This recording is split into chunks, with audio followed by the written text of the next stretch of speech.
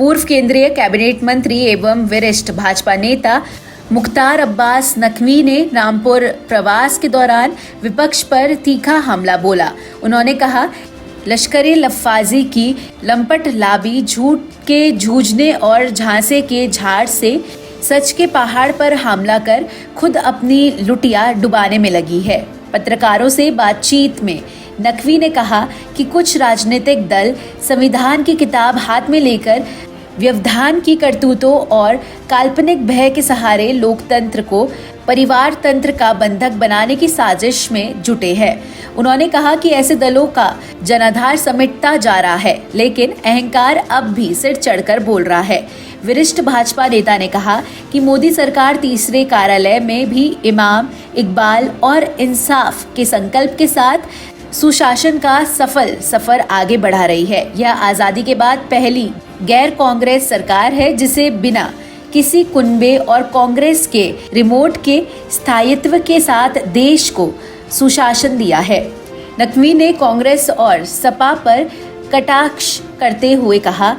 कि दृष्टापूर्ण धमाल और खुराफाती सोच वाले नेताओं को जनता चुनावी चौपाल में लगातार पराजित कर रही है और आगामी चुनावों में भी यही सिलसिला जारी रहेगा। उन्होंने कहा कि भाजपा मुसलमानों सहित किसी भी वर्ग के विकास में कोई भी कमी नहीं छोड़ रही है और अब मुसलमान समाज भी भाजपा के प्रति फैलाए गए भय और पूर्वाग्रह से मुक्त होना होगा। का एक दौर चल रहा है और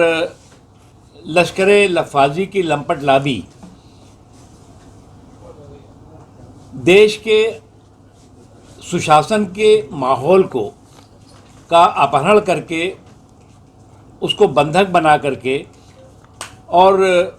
सत्ता लोलुप लावी लूट के छूट के लाइसेंस के लिए तड़प रही है, परेशान है। ये पहली गैर कांग्रेस सरकार है नरेंद्र मोदी जी की जो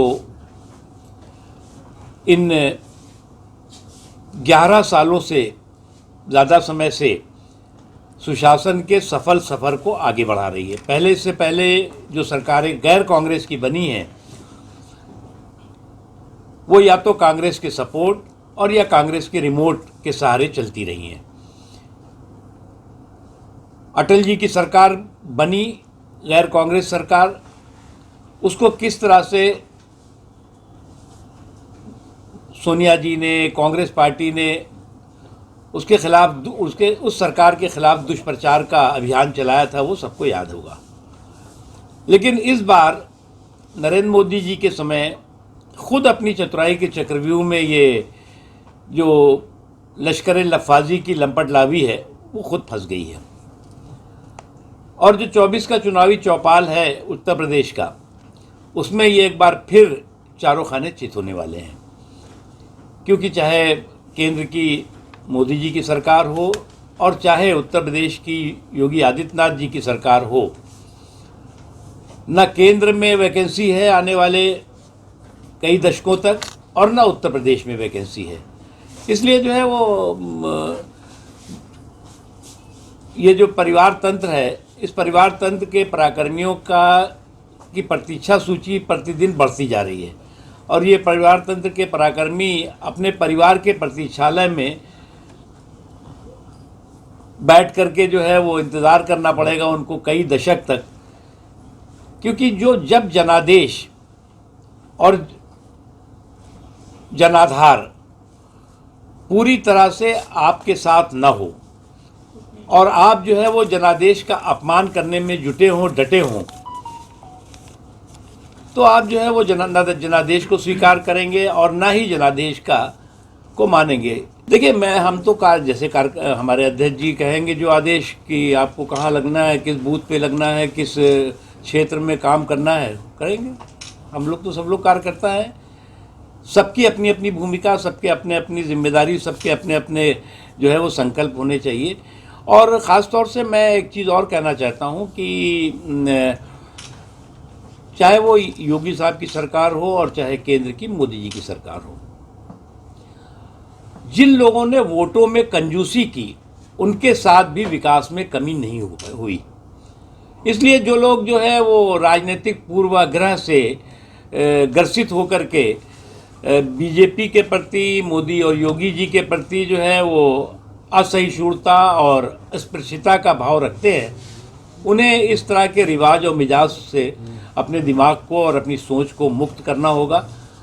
और आने वाला जो अभी चुनाव है उसमें जो है वो एक सुनहरा मौका है जिसमें इस बदलाव का असर जो है वो दिखना चाहिए। नकवी जी, अभी नेपाल में जिस तरीके का बवाल हुआ, स्थिति हुई है, उस पर कुछ कांग्रेस नेताओं ने भी बयान दिए हैं कि हिंदुस्तान में भी ऐसा हो सकता है। देखिए, मुझे क्या लग रहा है कि कुछ लोग, और अफसोस की बात है कि ये जो ग्रैंड ओल्ड पार्टी अपने आप को कहती है, ये जो है वो इसकी एक्सपायरी डेट आ गई है। और अगर मानसिक रूप से जो सबसे पुरानी पार्टी हो, जिसने कि जो है वो दशकों एक छत्र देश पे राज किया हो, और वो इस तरह की जो है वो बकवास बहादुरी करेगी, तो इससे एक चीज़ बहुत साफ होती है कि इनकी सोच और इनकी समझ जो है वो एक्सपायर हो चुकी है। जैसे कि दवाएं का एक्सपायर होता है ना, तो उनके लिए तो हम यही कहेंगे, तुम्हारे दोस्तों में कोई दुश्मन हो भी सकता है, ये एक्सपायर दवाएं हैं, रिएक्शन हो भी सकता है। जो है वो जिस तरह से पूरे दुनिया में संकट और कंटक का दौर चल रहा है, पूरी दुनिया में आज उथल पुथल है, ऐसी स्थिति में, ऐसे हालात में तमाम तरह के संकटों और कंटकों को पछाड़ करके, तमाम तरह की चुनौतियों को पछाड़ करके नरेंद्र मोदी जी के नेतृत्व में हमारे देश में स्थिरता और साथ ही साथ आर्थिक सशक्तिकरण का मार्ग बिना रुके हुए, बिना थके हुए आगे बढ़ रहा है। और ये ऐसे हालात में हो रहा है जब बड़े बड़े जो अपने आप को देश के, दुनिया के 30 मार्खा समझते थे, वही संकट और कंटक के दौर में गच्चा भी खाए हैं, चारों खाने चित भी हुए हैं। लेकिन इस देश के लोगों के संकल्प की ताकत और सुशासन की शक्ति का जो परिणाम है कि हम जो है वो इन तमाम संकटों और कंटकों को पछाड़ करके मजबूत अर्थव्यवस्था के साथ साथ महफूज लोकतांत्रिक व्यवस्था की गारंटी के साथ आगे बढ़ रहे हैं। आज हम लोगों ने यहाँ पर जो है वो अपने साथियों से विभिन्न जो ज़िले के गतिविधियाँ हैं उस पर चर्चा हम लोगों ने की।